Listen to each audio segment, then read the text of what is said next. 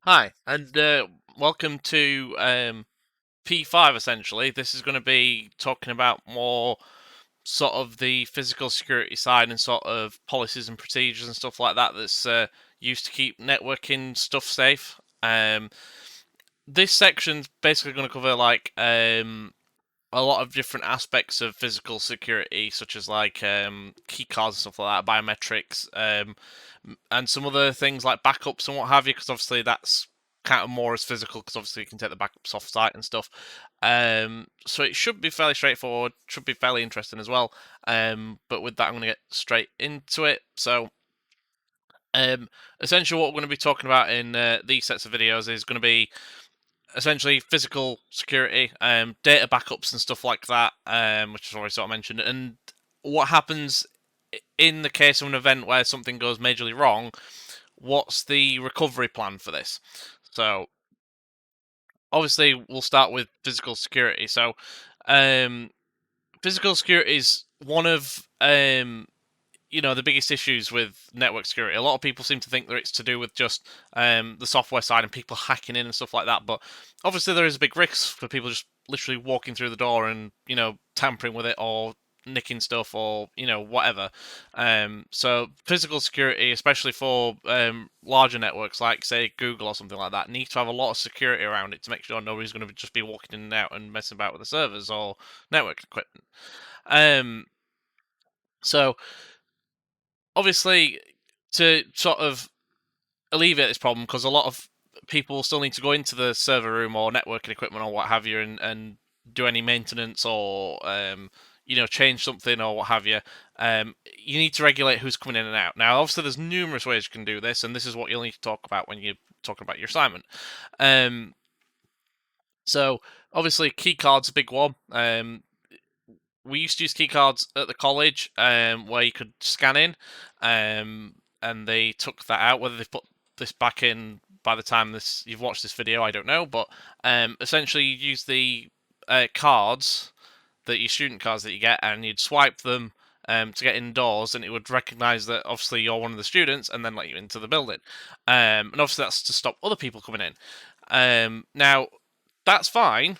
That's sort of a good way to make sure people aren't going in and out of your building. And it can also keep track of who's going in and out of the building. So obviously, if you use a card, it's linked to you. Whereas if you're using a set of keys, anybody could open the door and you don't know who it is.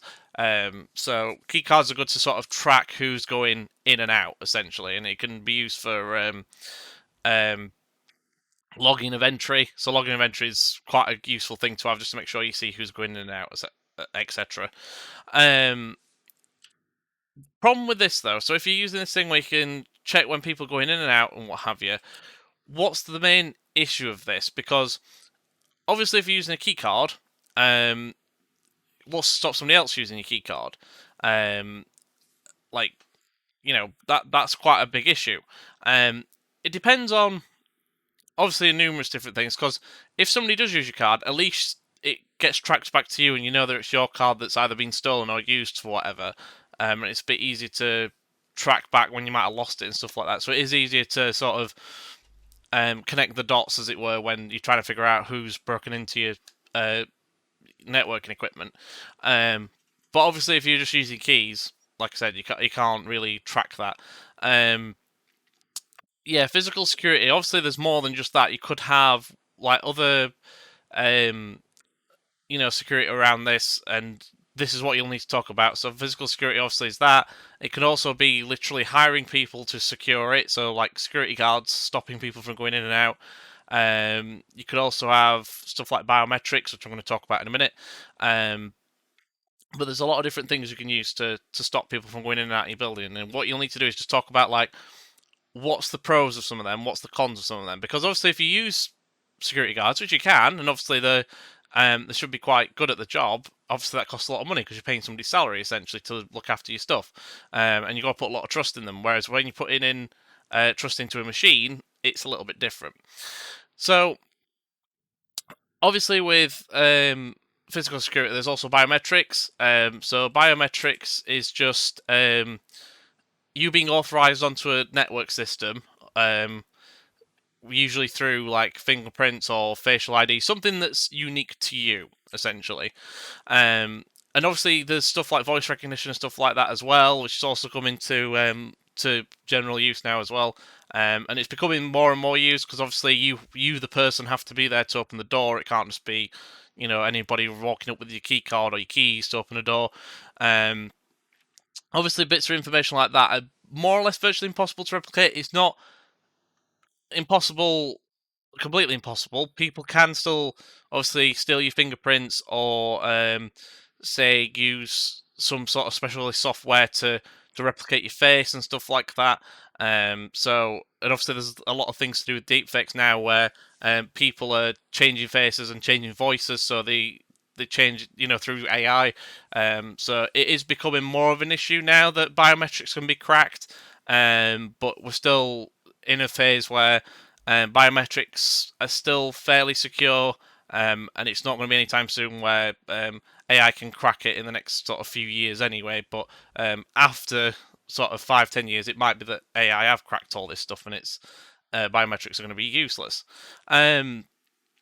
So obviously the other benefit of this as well is that you don't have to remember anything. So there's no password remembering, there's no remembering of keys or anything like that. You just bring yourself, and the system should let you in. Obviously there are failures to this because sometimes it doesn't recognise you. I've had it before when I've tried to get into my phone and it's not recognised my thumbprint, and I have to use the passcode to get in. So there are obviously some issues with it. Depends on what technology you're using. Obviously the newer the technology, the better. But obviously it's still sort of in its initial stages at the minute. It's not being really used to authenticate people going in and out of a building, but some places do. I imagine it'll become more and more commonplace as time goes on. So that's the first sort of look into physical security. I'll talk a little bit more about some other methods of security in some other videos as well. But yeah, essentially what you'll need to do is talk about the different types of security you can have to secure your network, and then talk about the benefits and sort of pros of this, and say like, why is this useful over this one, or why is this useful in certain situations over this one, and what's the downside to this. And it's quite straightforward. It's literally just thinking, what can you use to secure your server and network equipment actually in real life, not on a logical level. So yeah, that's physical security. Look out for some other videos as well in this set for a little bit about data backing up and some other physical security stuff and disaster plans. And hopefully this should be fairly straightforward for your P5 assignment.